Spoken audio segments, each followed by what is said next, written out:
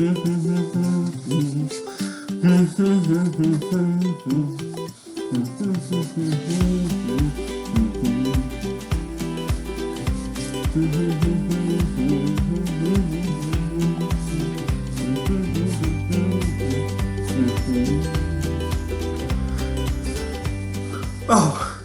hello. My name is Jesse Abelman. I'm curator of Hebraica and Judaica at the Museum of the Bible. Normally, I'd be hard at work at the museum, which requires a certain level of decorum and dress. But since I'm at home all alone, I guess I'm the Lonesome Curator. Well, that's done.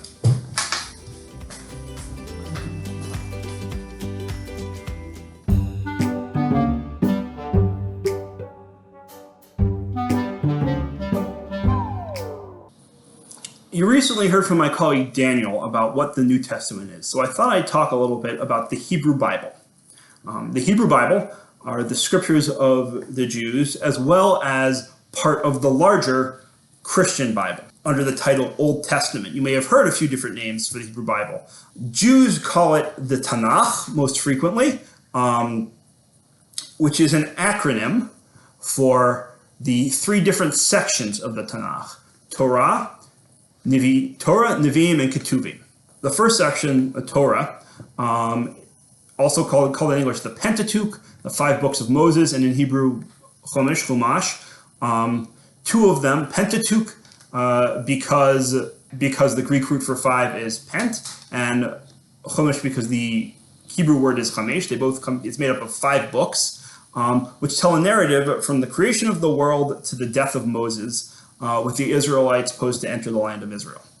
The second section, NEVI'IM, which means prophets in English, is itself broken up into 2 sections. The first section is called the former prophets, or the historical prophets, and are the books from Joshua to 2 kings in the Jewish order. I'll talk about the ordering of the books in a minute. And they continue the narrative from the Torah from the time that Joshua enters the land of Israel up until the Babylonians come, destroy the temple in Jerusalem, and exile the Judeans to Babylon. The second section of the prophets, the latter prophets, are not narrative, and they're not really in a chronological order. They contain prophetic poetry of individual prophets.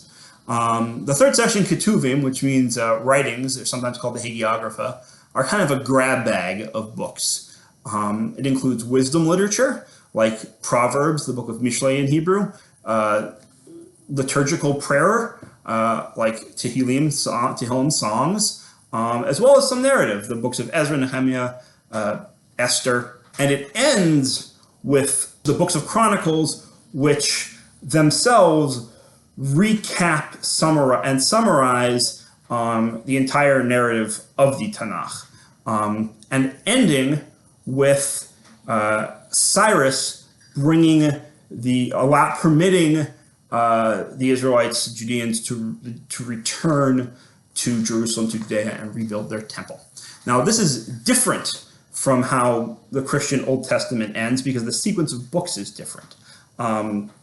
I mentioned that in Christianity, the Old Testament leads into the New Testament, and so it ends with the book of Malachi, right? Prophecies about the Messiah, which Christians believe lead into the New Testament and the stories of Jesus. Whereas for Jews, it ends with the book of Chronicles, the fulfillment of the prophecies, the return to Judea after the first exile. I hope you've come to understand some of these terms a little bit better and have a better understanding of what is in the Hebrew Bible. Thanks.